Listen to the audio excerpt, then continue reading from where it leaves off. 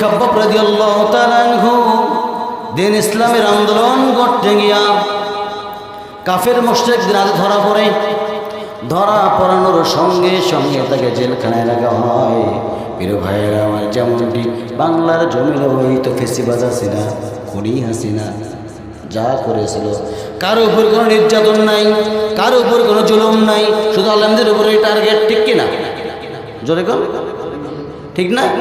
ঠিক তদরূপ খাব্বাব রাদিয়াল্লাহু তাআলা আনহু তাকে ধরা হলো। ধরা হয়, ধরে জেলখানার মধ্যে রাখা হলো। জেলখানার মধ্যে রেখে তার খাবার পর্যন্ত বন্ধ করে দেওয়া হলো। খাবার বন্ধ করে দিয়া তাকে বলা হলো, আরে খাব্বাব, তোমার খাবার বন্ধ করে দিলাম, এখন পর্যন্ত সময় আছে, ইসলামটা ছেড়ে দাও।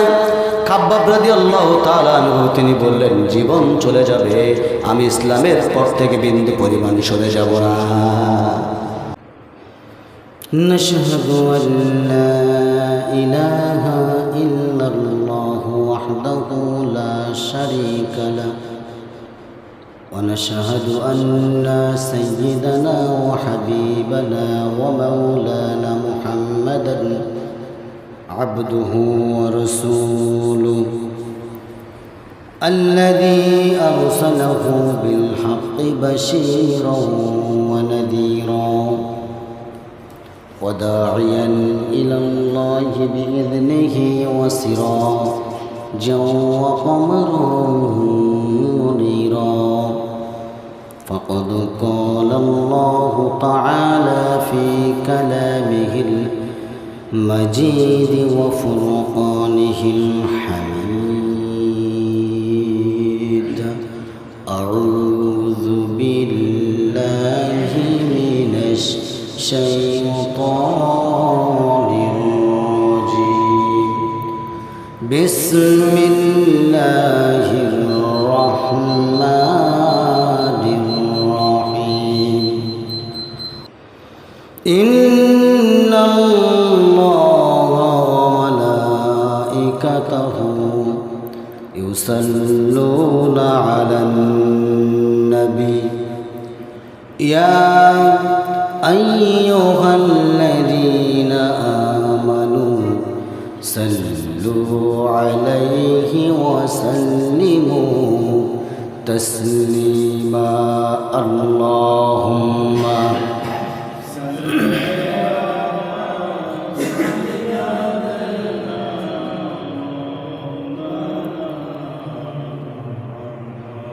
وعلى آله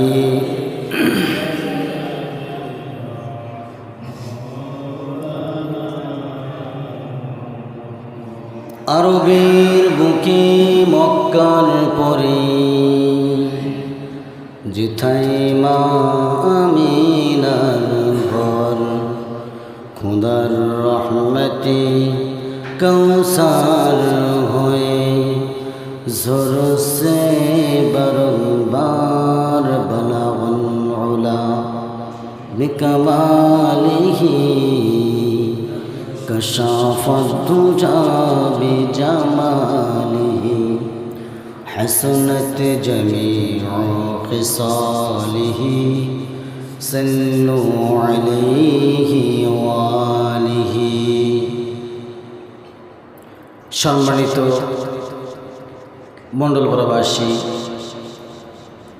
আলোচনার সূচনায় আনুষ্ঠানিকতার মধ্য দিয়া আমার পক্ষ থেকে সবাইকে হৃদয় নিংড়ানো প্রাণ উজাড় করলো সালাম। আসসালামু আলাইকুম ওয়া রাহমাতুল্লাহি ওয়া বারাকাতুহু। সবাই কেমন আছেন? আমাকেও প্রশ্ন করেছেন আমি কেমন আছি। আপনি ভালো থাকবেন, আমি কি খারাপ থাকবো? আমিও ভালো আছি, বলি আলহামদুলিল্লাহ। সাইয়্যিদুল মুরসালিন খাতামান নাবিয়্যিন রাসূল করিম সাল্লাল্লাহু আলাইহি ওয়াসাল্লাম। সম্মানিত উপস্থিতি, আমি কোরআন আল কারীম থেকে একটা আয়াতের অংশ বিশেষ মাত্র তেলাওয়াত করেছি। দেখি আল্লাহ রাব্বুল আলামিন এই আয়াতের শাব্দিক যতটুকু অংশ আছে, ব্যাখ্যা আছে, যতটুকু না করা যায় আল্লাহ রাব্বুল আলামিন যেন আমাকে তৌফিক দান করেন। বলি আল্লাহুম্মা আমিন। এবং আল্লাহ যেন আমাকে বলার তৌফিক দেয়। ওমা তৌফিকি ইল্লা বিল্লাহ আলাইহি তাওয়াক্কালতু ওয়া ইলাইহি উনীব। সম্মানিত উপস্থিতি, চলুন। সবাই ভালো আছেন তো? মন ভালো আছে তো? কারো মন খারাপ নাই তো? তাহলে আলোচনা শুরু করা যায়, ঠিক কিনা বলেন? তো ও নুরু, ওয়াজ কিন্তু শুরু। কি বলেন নুরু? ওয়াজ কিন্তু শুরু। তাহলে আমি একটা আয়াত তেলাওয়াত করেছি, যেখানে আল্লাহ রাব্বুল আলামিন শাহাদাতের কথা বলেছেন। যারা আল্লাহ রাস্তায় সংগ্রাম করে শহীদ হয় তাদের বিচার আল্লাহর দরবারে হয় না। সেই দৃষ্টিকোণ থেকে আমি ওই দিকে চলে যেতে যাচ্ছি। আপনারা শুনবেন তো ইনশাআল্লাহ? মনোযোগ আছে তো? আল্লাহ রাব্বুল আলামিন কোরআনুল কারীমের মধ্যে বলছেন, ওয়ালা তাকুলু লিমান ইয়াকতালু ফি সাবিলিল্লাহি আমওয়াত বাল আহইয়াউ ওয়ালাকিন লা তাশউরুন। জোরে বলুন আল্লাহু আকবার। আল্লাহ রাব্বুল আলামিন বলেন, ওয়ালা তাকুলু লিমান ইয়াকতালু ফি সাবিলিল্লাহি আমওয়াত বাল আহইয়াউ ওয়ালাকিন লা তাশউরুন। যে বান্দা আমি আল্লাহ রাব্বুল আলামিন আমার রাস্তায় সংগ্রাম করে জীবন দিয়ে দেয়, তাদেরকে তোমরা মৃত্যু বলে ঘোষণা দিও না, বরং তারা জীবিত। আমি আল্লাহ রাব্বুল আলামিন তাদেরকে নিজ হাতে খাবার বন্টন করে বলি সুবহানাল্লাহ। আমার ভাইরা, তার বড় কোরবান হচ্ছে সাহাবায়ে কেরাম। একজন সাহাবী, তার কথা মনে পড়ে গেল। একজন সাহাবী, তার নাম হলো হযরত আবু তালহা রাদিয়াল্লাহু তাআলা আনহু। এই আবু তালহা রাদিয়াল্লাহু তাআলা আনহু দেখেন কেমন ত্যাগ স্বীকার করেছিল। প্রিয় ভাইরা আমার, আবু তালহা রাদিয়াল্লাহু তাআলা আনহু একদিন হঠাৎ করে একদিন বিশ্বনবী মুহাম্মদ সাল্লাল্লাহু আলাইহি ওয়াসাল্লাম তার পিছনে প্রতিদিন নামাজ পড়েন। নামাজ পড়তে পড়তে এক পর্যায়ে প্রতিদিন নামাজ যখন ফজর ওয়াক্ত চলে আসে, নামাজের মধ্যে চলে যায়। নামাজের মধ্যে চলে গিয়া ফজর ওয়াক্ত নামাজ যখন শেষ হয়ে যায়, নামাজ শেষ হওয়ার সঙ্গে সঙ্গে বিশ্বনবীর বয়ান না শুনে, বিশ্বনবীর দাস না শুনে চলে আসে। কি করে আসে? বিশ্বনবীর বয়ান না শুনে চলে আসে। এইভাবেই বেশ কিছুদিন যাবৎ দেখতেছেন, অনেক সাহাবী দেখলেন। এমন সময় রাসূল সাল্লাল্লাহু আলাইহি ওয়াসাল্লামের কানের মধ্যে কোন এক সাহাবী বলে ফেললেন, ইয়া রাসূলুল্লাহ, ইয়া হাবিবাল্লাহ, আপনার সাহাবী আবু তালহা প্রতিদিন নামাজ পড়ে সবার শেষে আসে, সবার আগেই চলে যায়। এর কারণটা কি আমরা বুঝতে পারলাম না। আমার নবীজি বললেন, ও সাহাবীরা, আজকেও কিন্তু আবু তালহা নামাজ পড়ার জন্য আসবে। আমার অনুমতি ছাড়া যেন আবু তালহা বাড়িতে আর না যায়। আবু তালহা রাদিয়াল্লাহু তাআলা আনহু নামাজ শেষ করে বাড়ির দিকে রওনা দিবেন। এমন সময় রাসূল সাল্লাল্লাহু আলাইহি ওয়াসাল্লাম বললেন, ওরে আবু তালহা, তুমি একটু আগে যাবে না? আজকে আজকে কথা আছে তোমার সঙ্গে। আবু তালহা যেতে পারলেন না। না গিয়া বিশ্বনবীর দাস বন্ধ করলেন। নিজে আমার রাসূল নিজেই দাস বন্ধ করলেন, বয়ান বন্ধ করলেন। বয়ান বন্ধ করে আবু তালহাকে জিজ্ঞাসা করতেছেন, ওরে আবু তালহা, আমি কি তোমার কোনো ক্ষতি করেছি নাকি? আমি কি তোমার কোনো বিপদ ডেকে নিয়ে আসছি নাকি? আমার বয়ান না শুনে তুমি চলে যাও। এর কারণটা কি? এর হেতুটা কি? এই কথা বলার সঙ্গেই সঙ্গেই আবু তালহা রাদিয়াল্লাহু তাআলা আনহু বলতেছেন, ইয়া রাসূলুল্লাহ, ইয়া হাবিবাল্লাহ, আল্লাহর নামের কসম করে বলি, আপনার বয়ান আমার কাছে এত পরিমাণ ভালো লাগে, কলিজা ছিঁড়ে দিলেও আমার মনের মধ্যে বিন্দু পরিমাণ দুঃখ আসবে না। তাহলে তুমি আমার দাস না শুনে, আমার বয়ান না শুনে তুমি কি জন্য চলে যাও? আবু তালহা রাদিয়াল্লাহু তাআলা আনহু বললেন, ইয়া রাসূলুল্লাহ, ইয়া হাবিবাল্লাহ, আমার পরনে যে আপনি একটা কাপড় দেখতেছেন, এই একটা কাপড়ের ব্যতীত আমার বাড়িতে আর দুইটা কোনো কাপড় নাই। তো একটা কাপড় নেই, কি হয়েছে তোমার? একটা কাপড় আছে, দুইটা কাপড় নেই, কি হয়েছে তোমার?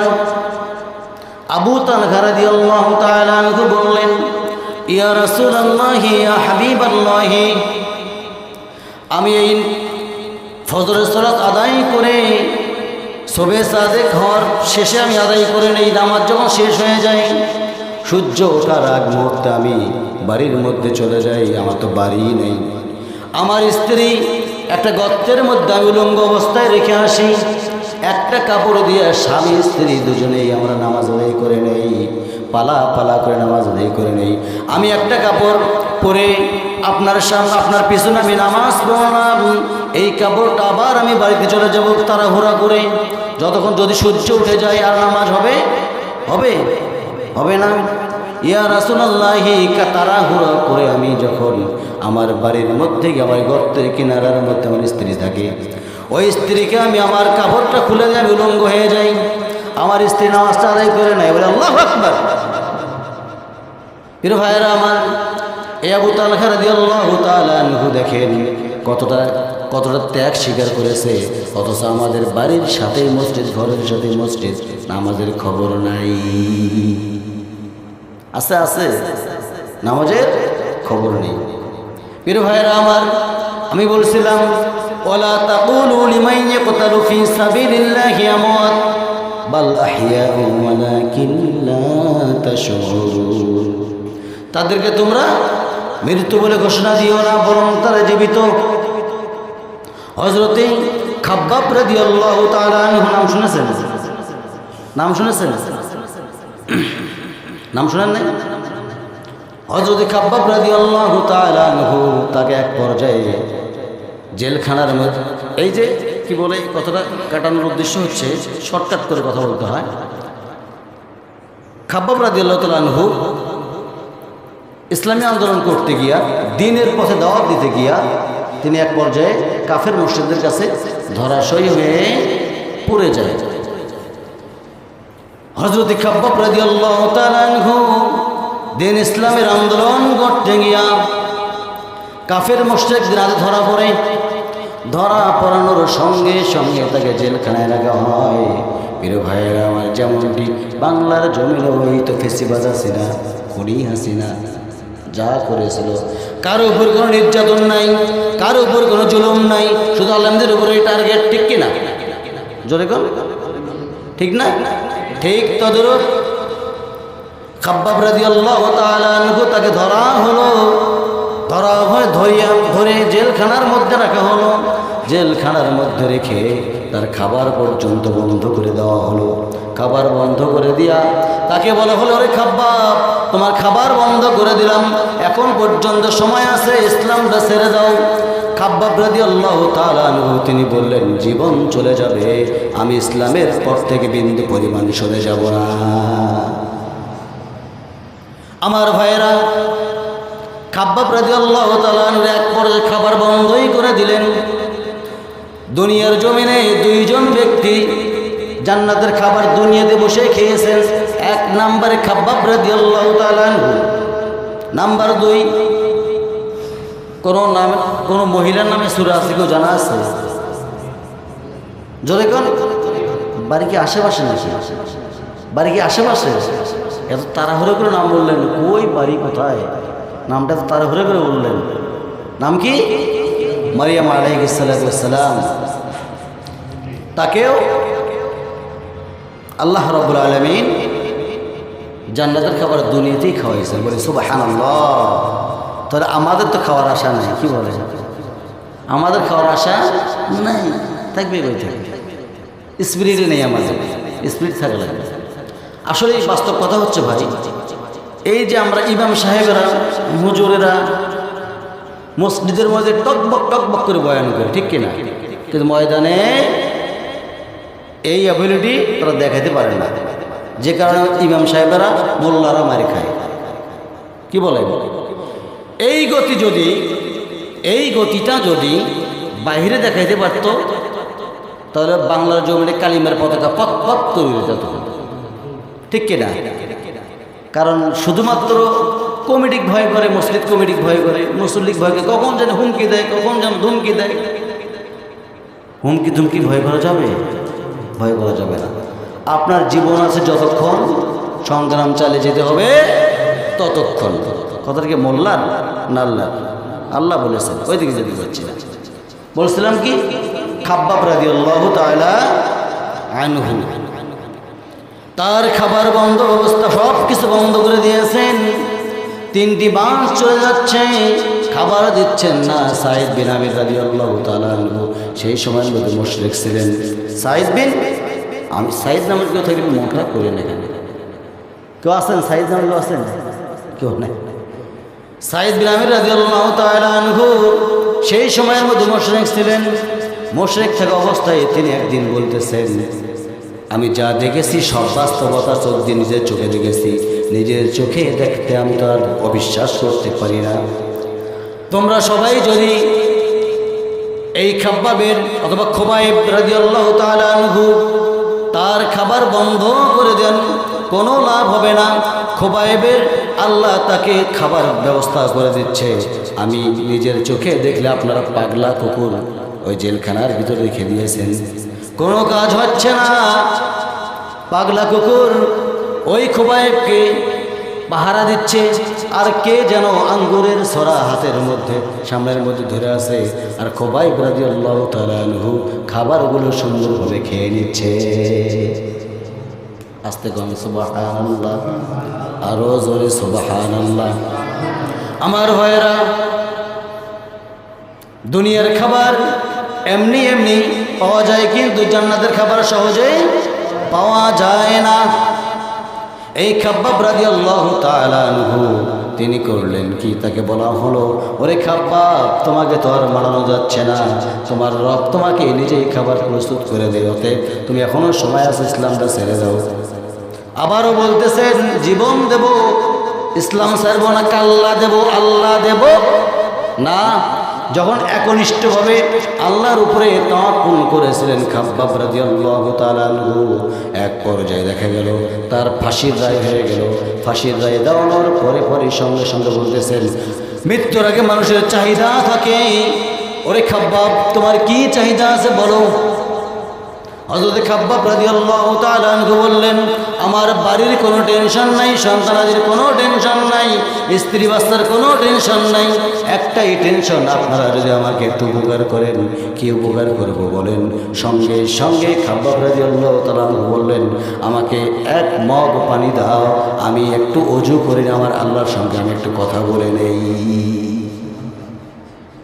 আমার ভাইয়েরা, হযরত খাব্বাব রাদিয়াল্লাহু তাআলা আনহু ওযু করে নিলেন, নামাজে দাঁড়াইলেন। প্রথম রাকাত খুব মনোযোগ সহকারে নামাজ আদায় করলেন। দ্বিতীয় রাকাত চিন্তা করতেছেন, আমি যদি নামাজটা লম্বা করে ফেলি হয়তোবা কাফের মুশরিকরা মনে করতে পারে, মৃত্যুর ভয়ে খাব্বাব মনে হয় নামাজ দেরি করতেছে, এইটা আমি করবো না। তারা হুড়ো করে নামাজ শেষ করে সালাম ফেরাইয়া তাকে শুলির মধ্যে নিয়ে যাওয়া হচ্ছে। শুলির মধ্যে যাও, শুলি বোঝেন, ফাঁসির মঞ্চের দিকে নিয়ে যাওয়া হচ্ছে। ফাঁসির মঞ্চের দিকে যখন নিয়ে যাওয়া হচ্ছে, সঙ্গে সঙ্গে পিছন থেকে একজন ব্যক্তি বলে ফেললো, এই জায়গার মধ্যে যদি খাব্বাব না হয়ে মুহাম্মদ হইতে কতই না ভালো হইতো, নাউযুবিল্লাহ। অনেকক্ষণ ধরে, বহুতক্ষণ ধরে খাব্বাব রাদিয়াল্লাহু তাআলা আনহুর মুখের মধ্যে অনেকগুলো থুথু জমা ছিল। যে ব্যক্তি ওই কাফের বলল, এই জায়গার মধ্যে খাব্বাব না হয়ে মুহাম্মদ যদি হইতো কতই না ভালো হইতো, ওই ব্যক্তির দৃষ্টি দিক ওই ব্যক্তিকে লক্ষ্য করে মুখের মধ্যে যতগুলো থুথু ছিল সমস্ত থুথুগুলোই নিক্ষেপ করে দিল ব্যক্তির মুখের মধ্যে, কাফেরের মুখের মধ্যে। এক পর্যায়ে এই কাজ যখন করলেন, হযরত খাব্বাব রাদিয়াল্লাহু তাআলা আনহু বললেন, আমাকে তোমরা যা খুশি তাই করো, যদি আমার রাসূলের বিরুদ্ধে একটা কথা বলো, আমার জীবন থাকতে তাকে আমি দুনিয়াতে বেঁচে রাখবো না। বের ভাইরা আমার, এখানে একটা কথা আমি কাটাইছি। সেই কথাটা হইল, যখন খাব্বাব রাদিয়াল্লাহু তাআলা আনহু নামাজ শেষ করলেন, নামাজ শেষ করার সাথে সাথে আল্লাহর দরবারে ফরিয়াদ করতেছেন, আয় রব্বুল আলামিন, 3টি মাস যাবত আমার রাসূলের সঙ্গে আমার সাক্ষাৎ হয় না, দেখা হয় না, কথা হয় না। আয় রব্বুল আলামিন, আমি যদি এখান থেকে শাহাদাত বরণ করে ফেলি, আয় আল্লাহ গো, তোমার কাছে আমার একটাই দাবি, আর কোনো দাবি নেই। আমার মৃত্যুর সংবাদটা তুমি আল্লাহ আমার রাসূলের কানে তুমি আল্লাহ নিজেই পৌঁছায়া দিও। প্রিয় ভাইরা আমার, সম্মানিত হাজিরিন, আমার কথা কি বোঝা যায়? বোঝা যায় ভাই? রাগ করতেছেন? শেষ করে দিচ্ছি। খাব্বাব রাদিয়াল্লাহু তাআলা আনহু যখন থুথুগুলো নিক্ষেপ করলেন, এক কাফের পিছন থেকে নাঙ্গা তরবারি দিয়া ডান হাতের মধ্যে এমনভাবে আঘাত করেছে, আঘাত করার সঙ্গে সঙ্গে একটা হাত ছিটকে জমিনে পড়ে গেল। আবার বলতেছে, ওরে খাব্বাব, এখনো সময় আছে, তুমি এখন ইসলামটা ছেড়ে দাও, ইসলামটা ছেড়ে দিলে তোমাকে আমরা ছেড়ে দেবো, এখন একটা হাত বাকি আছে। খাব্বাব রাদিয়াল্লাহু তাআলা আনহু হাসতেছেন, হাসতে হাসতে বলতেছেন, তোমরা আমার হাত কেন কলিজাও যদি ছিঁড়ে নাও, বিন্দু পরিমাণ ইসলামের খাত থেকে আমি সরে যাব না। আল্লাহু আকবার কবেন না? প্রিয় ভাইরা আমার, এই খাব্বাব রাদিয়াল্লাহু তাআলা আনহুর এক পর্যায়ে দেখা গেল বাম হাতটার মধ্যে পিছন থেকে আঘাত করে দিলেন, বাম হাতটাও ছিটকে জমিনে পড়ে গেল। এমন সময় আরেকজন কাফের এসে সামন থেকে তরবারি ঢুকাই দিয়ে পিছন দিয়ে বের করে দিয়েছেন। যখন পিছন দিয়ে বের হয়ে গেছেন এই তরবারিটা, সঙ্গে সঙ্গে খাব্বাব রাদিয়াল্লাহু তাআলা আনহু জমিনের মধ্যে পড়ে গেলে সঙ্গে সঙ্গে শাহাদাত বরণ করলেন। এমন সময় বিশ্ব নবী, মানবতার মহান শিক্ষক রাসূল সাল্লাল্লাহু আলাইহি ওয়াসাল্লাম মসজিদ নববীর ভিতরে বয়ান করছিলেন, দাস দিচ্ছিলেন। এমন সময় রাসূল সাল্লাল্লাহু আলাইহি ওয়াসাল্লাম দাঁড়িয়ে গেলেন, দাঁড় হয়ে এইভাবে বলতেন, সালামুন আলাইকা ইয়া খুবাইব, সালামুন আলাইকা ইয়া খুবাইব। সাহাবায়ে কেরাম বললেন, ইয়া রাসূলুল্লাহি, ইয়া হাবিবাল্লাহি, হঠাৎ করে আপনি 3টি মাস যাবত আমরা 3টি মাস যাবত খুবাইবকে দেখি না, হঠাৎ করে আপনি খুবাইবের নাম করে নামটা নিচ্ছেন কেন? আমার রাসূল বলতেছেন, ওরে সাহাবা, তোমরা বুঝবে না, এই মাত্র এখন এই সংবাদ চলে আসলো, আমার সাহাবী খাব্বাব রাদিয়াল্লাহু তাআলা আনহু জান্নাতের পাখি হয়ে উড়ে বেড়াচ্ছে, বলি সুবহানাল্লাহ। আমার ভাইয়েরা, তাহলে এই যে মৃত্যুটা হইল, কাফের মুশরিক হত্যা করলো, খাব্বাব রাদিয়াল্লাহু তাআলা আনহু সে জান্নাতি না জাহান্নামী? বলেন, জান্নাতি। কি জন্য? সে আল্লাহর পথ থেকে বিন্দু পরিমাণ সরে যায় না। তাহলে আমরা কোথায় আছি? তাহলে এখানে আল্লাহ তাআলা কি বললেন? ওয়ালা তাকুলু লিমান ইয়াকতালু ফি সাবিলিল্লাহি আমওয়াত বাল আহইয়াউ ওয়ালাকিন লা তাশউরুন। তাদেরকে তোমরা মৃত্যু বলে ঘোষণা দিও না, যেমন খাব্বাব রাদিয়াল্লাহু তাআলা আনহু, তাদেরকে তোমরা মৃত্যু বলে ঘোষণা দিও না, বরং তারা জীবিত। কারণ আমি আল্লাহ রাব্বুল আলামিন আমার রাস্তায় সংগ্রাম করতে গিয়া তারা জীবনটা কি করছে? জীবনটা দিয়েছে। বরং আমি আল্লাহ রাব্বুল আলামিন তাদেরকে নিজের হাতেই খাবার বন্টন করি, বলি সুবহানাল্লাহ। প্রিয় ভাইরা আমার, সময় অল্প। এই যে দেখেন, গোটা বিশ্বের একজন বরেণ্য আলেমে দ্বীন আল্লামা সাঈদী নাম জানেন কি জানেন না? কয়জনের নাম জানেন না? তোলেন তো দেখি, নাম জানেন না কয়জন? এমন কেউ চেনে না, আমার তো মনে হয় না এই লোকটা কেউ চেনে না। ঠিক একই কায়দায় আল্লামা সাঈদীকে এই যে ফ্যাসিস্ট হাসিনা কি করলেন? ইঞ্জেকশনের মাধ্যমে তাকেও দুনিয়া থেকে শাহাদাত বরণ করে দিয়ে দিলেন। লাভ কার? আল্লাহ লাভ, আল্লাহ তো লাভ আছেই। লাভ হচ্ছে আল্লামা সাঈদী। আল্লামা সাঈদী বলেছিলেন, যখন আমরণ জেল দিলেন তখন বলেছিলেন, আল্লাহ এই যে জেলখানার মধ্যে আমার আমরণ জেল দিয়ে দিল, আমৃত্যু জেলের মধ্যে যেন আমার মৃত্যু হয়, জালিম সরকার এটা দিয়ে দিল, আল্লাহ তুমি এটা করো না, আমার জেলখানা যেন মৃত্যু না হয়। আমার মৃত্যু যেন বাহিরে হয়, আমি শাহাদাতের মৌত চাই। আল্লাহ কি কবুল করছে? তার মৃত্যু কি জেলখানা হয়েছে? কোথায় হয়েছে? বাইরে কোন জায়গায় বলে? হাসপাতাল, পিজি হাসপাতাল। এখন যে মারছে, ভাই শোনেন, যে মারছে সে কি ডাক্তার? না, ডাক্তার না। আল্লাহর পরে পরেই একজন ডাক্তারের অধিকার থেকে যায়। কি বলেন? একজন ডাক্তার একজন মানুষকে বাঁচাতে পারে, একজন ডাক্তার একজন মানুষকে আবার মারতেও পারে। ঠিক তা না করে তুমি একজন আলেমকে বিশ্বের মধ্যে এমন কোনো একটা জায়গার মধ্যে শহীদ আল্লামা সাঈদীকে চেনে না এমন মানুষ আমি দেখিনি। যদি গোটা বিশ্ব যদি 10 জন আলেম থাকে তার মধ্যে আল্লামা সাঈদী একজন, ঠিক কিনা? তাকেও দুনিয়া থেকে বিদায় করে দেওয়া হবে। প্রিয় ভাইরা আমার, কথাগুলো বলার পিছনে একটা কারণ আছে। প্রথম সারির বাংলাদেশ জামাত ইসলামীর প্রথম সারির যতগুলো আলেম ছিল সবাইকে শেষ করে দিয়েছে একজন ব্যতীত। কয়েকদিন আগেই উনি সারা পেয়েছেন। নাম কি বলেন তো? জি, আজহারুল ভাই, এটিএম আজহারুল ভাই, উনি সারা পেয়েছেন। আলহামদুলিল্লাহ, তার জন্য আমরা দোয়া করি আল্লাহ পাক যেন তাকে উত্তম যাজা দেন এবং মূল জায়গার মধ্যে পৌঁছানোর তৌফিক দান করেন, বলি আল্লাহুম্মা আমিন। আলহামদুলিল্লাহ, এখন বর্তমান বাংলাদেশের মধ্যে প্রত্যেকটা জেলায় জেলায় টপ লেভেলের আলেমেরা নির্বাচন করতেছে। শুনছেন আপনারা? টপ লেভেলের আলেম মিজানুর রহমান আজহারি, নাম শোনেন নাই? বাড়ি কোথায়? ঢাকা। উনি ঢাকায়, কারো মুখে শোনা যায়, ইউটিউবের কথা তো, কারো মুখে শোনা যায় 2 আসনে নির্বাচন করবেন, কারো মুখে শোনা যায় 5 আসনে নির্বাচন করবেন। এবং মুফতি আমির হামজা সাহেব, ছোট মানুষ, বেশি বয়স নয়, এত মানুষের ঢল, এই ঢলটাকে আমরা নষ্ট করব? আর নুসফিনু বানানা, এই ফিঙ্গারপ্রিন্টটা যে আপনি দেবেন, আল্লাহ রাব্বুল আলামিন কারো ফিঙ্গারপ্রিন্টের সাথে কারো ফিঙ্গারপ্রিন্ট মিল করে দেন নাই। তবে আমি লক্ষ্য করে দেখতেছি, কাই কোন দল করেন জানি না, বর্তমান যে কার্যক্রম শুরু হয়েছে এতে দেখা যাচ্ছে হাসিনার চাইতেও কিছু খারাপ দল আছে, ঠিক কি না? আমি ভুল কইলাম?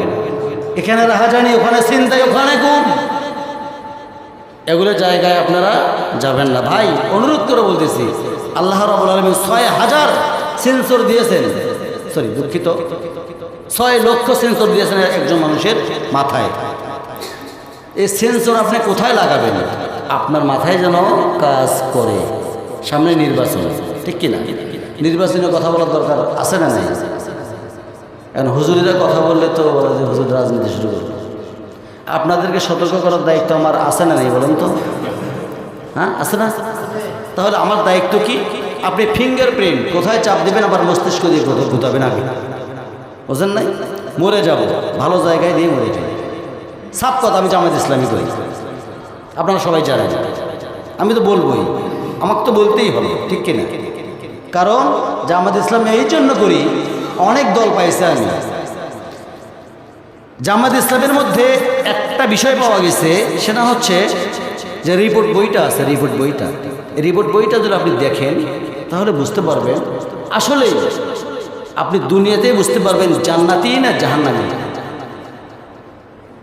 রিপোর্ট বইটা পড়লে আপনি বুঝতে পারবেন, দুনিয়াতেই বুঝতে পারবেন। আপনি রিপোর্ট রাখবেন, কোরআন অধ্যয়ন, হাদিস সংখ্যা, নামাজ কয়েকটাও জামাতে পড়ছেন, অনেক আত্মসমালোচনা, রিপোর্ট রাখা, অনেক কিছু আছে।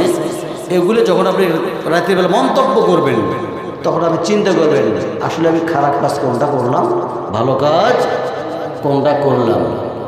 তাহলে বোঝা যায় আসলে আমি ভালোটা মন্দ, নিজেরটা নিজেই বোঝা যায়। যাই হোক, আর একটা কথা বলে শেষ, সেটা হচ্ছে রাতের বেলায় আপনারা যখন ঘুমাবেন, কান্দা নেই একটু কান্দা, 1 মিনিট। রাতের বেলায় যখন ঘুমাবেন, দয়া করে দিনের বেলায় যা হয়েছে, কার সাথে কি হয়েছে, দয়া করে সবাইকে মাফ করে দেবেন। আল্লাহ হয়তো এই কারণে জান্নাত দিতে পারে।